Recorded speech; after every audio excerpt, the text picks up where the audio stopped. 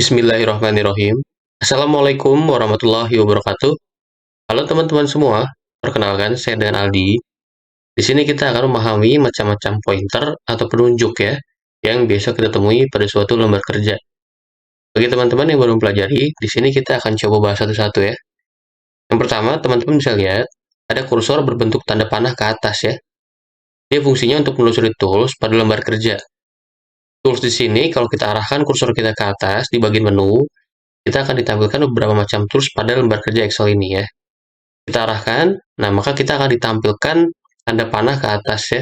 Baru kita bisa pilih tools mana yang kita butuhkan dengan kita klik ya. Lalu di bagian pointer selanjutnya, dia fungsi untuk memilih suatu cell atau rank teman-teman. Di sini Excel secara default akan ditampilkan tanda plus yang agak tebal seperti ini teman-teman. Kita akan coba klik di sini, kita klik kiri ditahan, kita geser ke kanan teman-teman. Di sini artinya kita telah memilih kolom D sampai dengan kolom F tepatnya di baris kedua.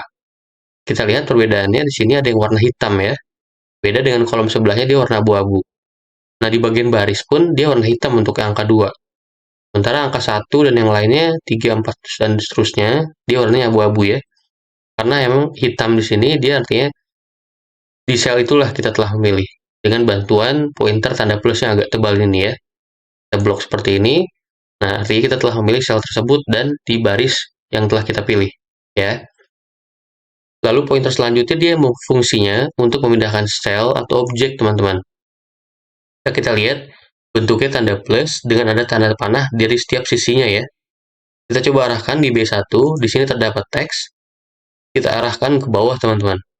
Setelah bentuk pointer sama, kita klik kiri, ditahan, kita pindahkan ke sel yang kita butuhkan. Contoh di sini M1 ya. Kita lepas kliknya, dia akan pindah dari B1 ke M1 tadi ya. Cara ini sebagai fungsi alternatif dari Ctrl X yang merupakan cut atau potong, tapi di sheet yang sama ya teman-teman. Lalu pointer selanjutnya kita menemukan untuk mengcopy data atau fungsi dalam suatu sel dengan tanda plus yang ramping seperti ini ya. Kita coba di bagian B1 ini, arahkan di bagian sudut, setelah bentuknya sama, kita klik kiri tahan, geser ke bawah. B2 di sini menghasilkan kopian berdasarkan B1 tadi ya. Jadi dia fungsi memang untuk mengcopy data. Bisa juga untuk mengcopy rumus ataupun formula. Untuk pointer selanjutnya, dia fungsinya untuk melebarkan atau memperkecil baris, teman-teman. Kita bisa lihat bentuk pointernya ada tanda panah ke atas dan ke bawah ya. Di sini saya beri warna hijau, karena ada kesamaan bentuk dengan pointer yang bawah ini. Tapi dia ada perbedaan peletakan aja. Kita coba pastikan di bagian angka, karena di sini merupakan baris, teman-teman. Setelah bentuknya sama, kita klik kiri, kita tarik ke bawah, nah dia telah meninggikan baris tersebut. Nah, untuk kita kecilkan lagi, kita klik kiri, kita tahan, kita geser ke atas. Nah, dia bentuknya kembali seperti semula ya. Jadi fungsinya untuk memperkecil baris, tanda panah ke atas dan ke bawah. Untuk pointer selanjutnya, dia fungsinya sama, tapi untuk melebarkan atau memperkecil kolom, teman-teman.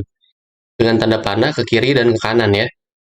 Kalau kita arahkan kursor kita ke atas, di sini huruf A, B, C, dan seterusnya adalah merupakan kolom. Kita pastikan bentuk pointernya sama, seperti ini. Kita klik kiri tahan, kita geser ke kiri, itu artinya kita telah mengecilkan kolom tersebut. Kita klik kiri lagi, kita geser ke kanan, nah kita telah melebarkan kolom E ya. Sekarang untuk pointer selanjutnya dia untuk melebarkan untuk memperkecil shape, tapi secara vertikal ya. Kita bisa lihat tanda kursornya ke atas dan ke bawah ya, pointernya. Di sini ada contoh shape, kita coba arahkan ke sisi atas ataupun sisi bawah, teman-teman. Maka dia akan menghasilkan pointernya seperti pada contoh. Kita coba ke arah sisi bawah, klik kiri, tahan, kita tarik ke bawah. Ya.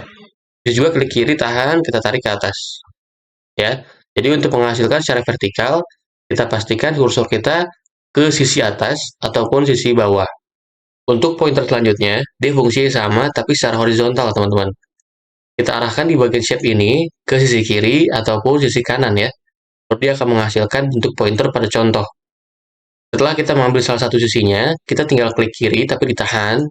Lalu kita bisa lebarkan ataupun diperkecil lagi ya. Tapi jangan sampai lupa agar klik kirinya ini ditahan ya, untuk kita fungsikannya dilebarkan atau diperkecil. Untuk pointer berikutnya, dia memiliki fungsi yang sama dengan sebelumnya ya teman-teman, tapi di sini dia secara diagonal. Kita bisa arahkan di bagian sudut, seperti ini, kita akan bisa perbesar ya, dikecilkan juga bisa, nah karena memang fungsi sama. Tapi untuk hasilnya, teman-teman bisa lihat, bentuk mukanya kurang seimbang ya. Jadi untuk menghasilkan suatu foto atau gambar, kita bisa maksimalkan atau pergunakan dari sisi diagonal ini, dari sudut ya. Tapi langkah yang harus diperhatikan yaitu, kita bisa klik kanan dulu, kita pilih Size and Properties.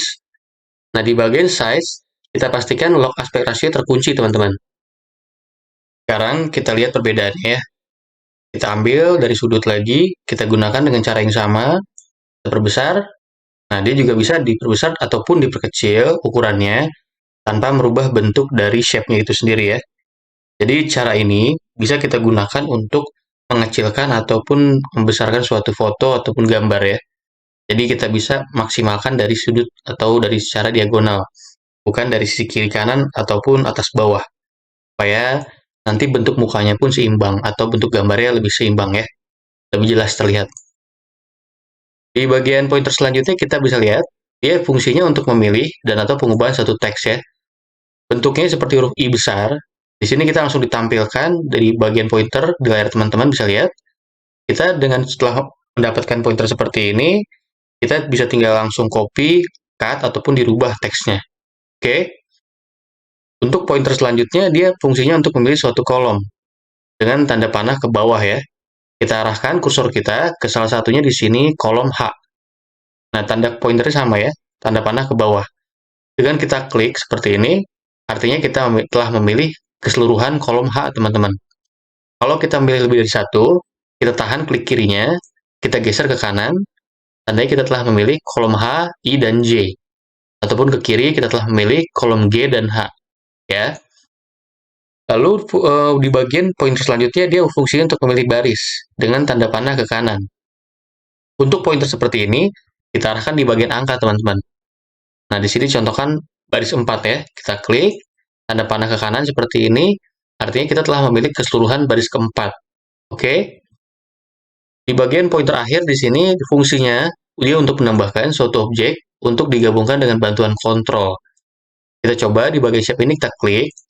Di bagian keyboard, kita tahan keyboard tombol kontrol ya. Tahan. Nah, dia akan ditampilkan bentuk pointer seperti pada contoh. Kita tinggal klik aja. Nah, dengan telah tergabung dua seperti ini, kita bisa jadikan grup. Klik kanan, pilih grup, ya. Dia akan tergabung jadi satu. Atau bisa juga, sebelum dijadikan grup, seumpama kita ingin dikecilkan secara bersamaan ataupun diperbesar ya. Kecilkan pun bisa, tapi pastikan dari sudut atau secara diagonal ya. Tapi untuk dimunculkan secara diagonal, kita bisa sesuaikan juga shape-nya berbentuk apa. Kalau memang bentuknya persegi panjang ataupun kubus, kita bisa ambil dari sisi manapun. Lain hal kalau berbentuk seperti muka ataupun gambar, kita sama-sama ingat pastikan dari sudut ya, agar menghasilkan gambar yang seimbang. Oke, sekian dari saya, sekiranya bermanfaat.